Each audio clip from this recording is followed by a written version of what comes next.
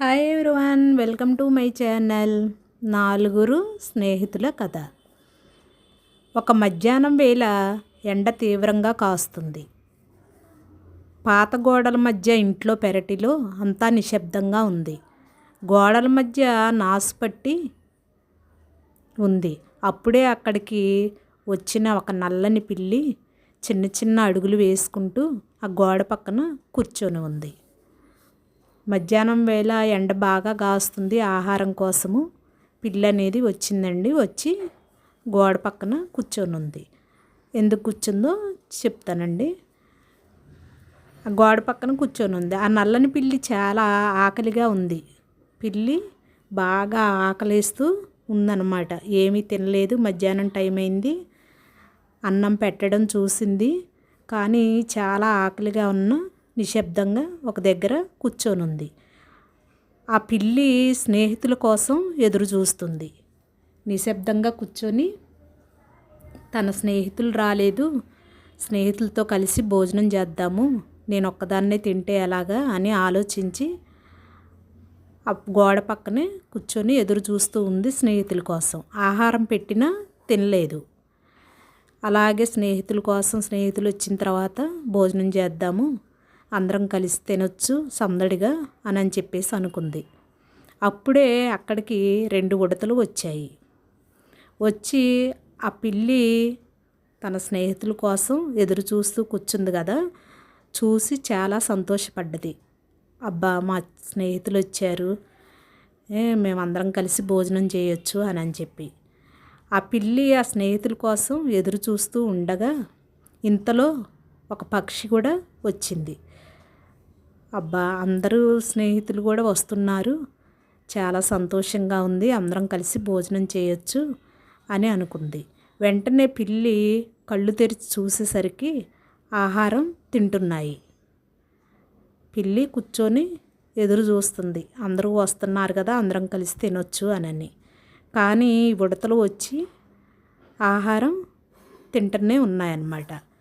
ఉడతలు ఆహారం తింటుంటే పక్షి దూరంగా వెళ్ళిపోతుంది. పక్షి కూడా వచ్చి చూసి ఉడతలు ఆహారం తింటున్నాయి కదా, నేను తర్వాత వద్దాంలే అని చెప్పి చూసి వెళ్ళిపోయింది.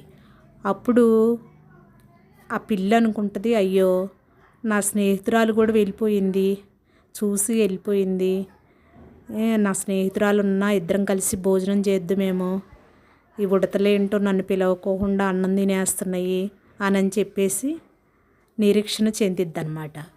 అప్పుడు పిల్లి ఎంత ఆకలితో ఉన్నా తన స్నేహితుల కోసం ఆహారం తినకుండా అలాగే ఉండిపోయింది. ఆ ఉడతలు ఆహారం తిని 2 కలిసి వెళ్ళిపోయాయి. అప్పుడు పిల్లి బాధపడుతూ, అయ్యో, నేను వీళ్ళ కోసం ఎదురు చూస్తూ ఉండిపోయాను, కానీ నన్ను ఆహారం తిన్నావా అని కూడా అడగలేదు, ఏంటో అసలు అని చెప్పేసి బాధపడుతూ నిరీక్షణ చెందుతూ ఉంటుందన్నమాట. అప్పుడు వెళ్ళిపోయిన పక్షి వచ్చింది. వచ్చి, నువ్వు బాధపడకు, నేను నీకున్నాను, నేను కలిసి ఇద్దరం కలిసి భోజనం చేద్దాము అని చెప్పేసి ఆ పక్షి ధైర్యం అనేది చెప్పి మన ఇద్దరం కలిసి భోజనం చేద్దాము అని చెప్పి పిలిచి ఇద్దరు కలిసి భోజనం అనేది చేస్తారు, పక్షి పిల్లి. కానీ ఉడతల కోసం ఎదురు చూసిన వచ్చినవి 2 కలిసి భోజనం చేసినవి వెళ్ళిపోయినాయి, కనీసం తిన్నావా అని కూడా అడగలేదు.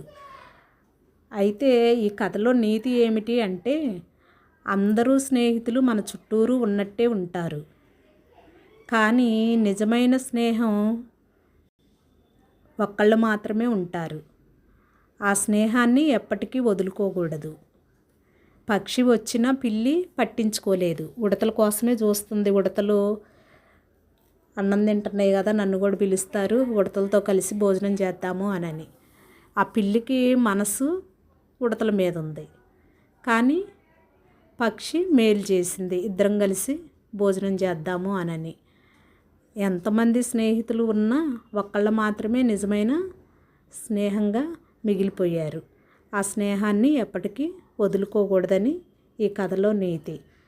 అంటే ఎంత ఆకలికి వేసినా భోజనానికి వెళ్తూ ఉంటామండి, వెళ్తూ ఉంటే తెలిసినోళ్ళు కొంతమంది మాత్రమే అక్కడ కలుస్తారు. అందరూ కూడా వేరు వేరు ఊర్ల నుంచి వస్తారు. చుట్టాలు చాలామంది వస్తూ ఉంటారు. కానీ అక్కడికి వెళ్ళేటప్పటికి ఒక్కళ్ళు మాత్రమే మనకు తెలిసినోళ్ళు ఉంటారు.